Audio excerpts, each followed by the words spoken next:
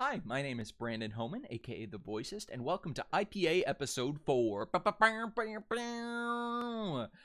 Today we're going to be using everything that we've learned from the past 3 videos that I've done. If you haven't seen those, make sure to go check them out. And we're going to put them together into full sentences. So, let's get started. Alright, IPA, not the International Phonetic Alphabet, and not the beer. Alright, last episode of the IPA. This is the last one that I will be doing of the IPA. At this point, you've learned everything after this video. You have learned everything that you need to know about the IPA for us to start dialect videos. At the end of this video, I'm going to be talking about what our first dialect will be. So, let's take a look. Today's lesson, we're going to be putting, like I said, everything together in sentences and seeing how things work when you put them into sentences. They look a little bit weird, so let's get started. New rule. No punctuation. I didn't mention this in my previous video because it really only pertains to sentence structure. You do not put periods, you do not put exclamation points, you do not put question marks, you do not put commas. You literally will just put the words themselves. Makes it a little bit tricky to figure out where one sentence ends and one begins, but it's all right. Works like that. I promise that once you get used to it, it'll make sense. Let's start simple. So how these slides are going to work is how I'm going to put a plain English sentence, and then I will put the IPA version, and then we'll make some comparisons, and I'll point out some things that are worth pointing out. So let's take a look. The dog has a cute hat. I start up the sentence with the th symbol instead of the th symbol because that's how the works. I do not have any multi-syllable words, so there will be no stresses in this whatsoever in this sentence, and I do not have a period at the end. I use the full sentence, starting the sentence with a slash mark and ending it with a slash mark. Other things to note, I have that fluid J in there to make that cute sound. Otherwise, it would be coot. So you make sure to put that J in there. And that's basically all you need to, all the things worth pointing out in this video, other than that adorable dog with that adorable hat. Next slide. The monkey climbs, or this monkey climbs a tree. Same thing with the th versus the monkey. You notice how I'm using the caret because it is the stress of the word. The monkey climbs a tree. The single syllable you just use a schwa. Notice how in the monkey I have the kind of the ng because that's how you actually say the word. It's very hard to say monkey without the ng sound. So it's worth putting in. This is where I'm going to point out this book once again. Make sure you check it out. This Pronouncing Dictionary of American English by John Kenyon and Thomas Knott. This is where you'll find if you have any tricky words, you just check them out in this book. Some words will have different pronunciations, but any of them work. Make sure to use that when you're doing any IPA stuff. This next sentence, I really want to go to a raging party. I have an exclamation point at the end of that sentence, but you will not use it in the IPA. Let's take a look. I, diphthong there, really. At the end of words that end with the E, though traditionally when you have Y, like really or extremely or hearty, you will always put the I sound. I don't know why that is, but in the IPA, that's how it works. So if you have the I sound, unless it's stressed, which you will put the lowercase I representing the E sound. But with how this works in the IPA, it's really instead of really. Kind of adds that extra realism. I don't know why it happens in the IPA, but that's how it works. Other than that, this is a pretty straightforward sentence. If you have any questions, feel free to drop them in the comments about any of these at all.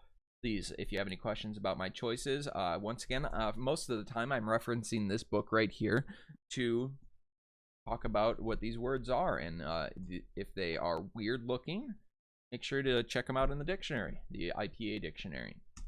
Last sentence is a little bit of a callback to one of my favorite actors of all time, Robin Williams. This is one of his favorite quotes. It's a little bit more of a complicated sentence, so let's dive into it. No, completely what you'd expect. Matter, because it's unstressed. The is that weird schwa with a little hook. What, I'm using a caret. You could also use a schwa. Honestly, in the terms of learning dialects, the difference between a carrot and a schwa doesn't really make too much of a difference. There's not really any cases in almost any dialect where the difference between a schwa and a carrot will cause any issues. So if you are having trouble deciding whether it's a carrot or a schwa, just pick one. When in doubt, schwa it out. Kind of a common phrase in the IPA. What people, I use that weird L, tell you, words and ideas can change the world. Ideas looks a little bit weird because it's a 3-syllable word, but you only mark one of the syllables. So ideas instead of ideas or ideas. Other than that, pretty straightforward. Now, our first dialect. Drumroll, please. Hi, British. Nobody really commented on any of my stuff, and that's okay because I'm brand new and the IPA stuff is boring, and that's okay. But the first dialect that we'll be doing is High British because I consider it to be one of the easier ones to start with. Now, I will preface this with High British is a very specific type of British dialect. There are thousands of dialects all over the entire UK. Thousands and thousands. Depending on what street you are on even, or where you went to college, you'll have a different British dialect. This is not a definitive British dialect. This is one example. And this is one that you'll use if you're a stage actor. You'll use these if you're royalty or a duchess or a duke or a highly educated person. You will use this High British. This is one example of a British dialect. And if you were to use this version of High British in England, if you were to go visit, or if you're from England, you might find that this is awkward and weird. And that's okay because it's only one version of the dialect. So do not think this is definitive. Just an idea of what British will look like. All right, for next time, I'm presenting you a sentence challenge. An IPA challenge. You can either comment this below in the comments in YouTube, or you can just try it on your own. So let's take a look at this sentence. Exchanging currencies for marketable goods is indubitably entertaining. I have a hard time IPAing this one out. It's very difficult, but that's why I call it a challenge. So very exciting stuff like that. I would recommend trying it on your own first, and then when you get stumped, or if you want to check your answers, go to this book. I will once again be posting where to buy this book in the comments, but you can pretty much find it anywhere. Just type in a pronouncing dictionary of American English, and you'll find it. John Kenyon and Thomas Knott.